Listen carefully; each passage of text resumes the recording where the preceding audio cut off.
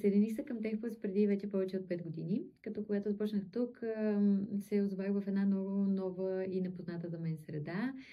Въпреки това обаче много бързо се почувствах добре дошла и на правилното място, благодарение на колегите и на мениджмънта ни, които ме посрещнаха така с много големи усмивки и с много ясна визия за бъдещето на компанията. За тези 5 години съм преминала през доста ситуации, като всяка една от тях е била ключова за мен, тъй като ми е дала много ценни уроци.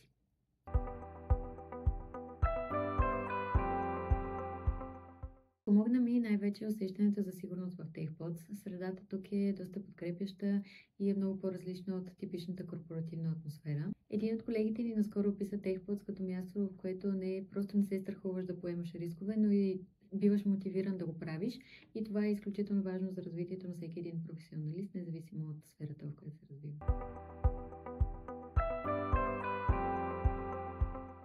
Интересните технологии и проекти са нещо изключително важно за дългосрочното развитие, тъй като истинските инженери държат да разработват иновативни решения, съответно търсят и такива възможности. Придобивките и всичко останало са просто бонус.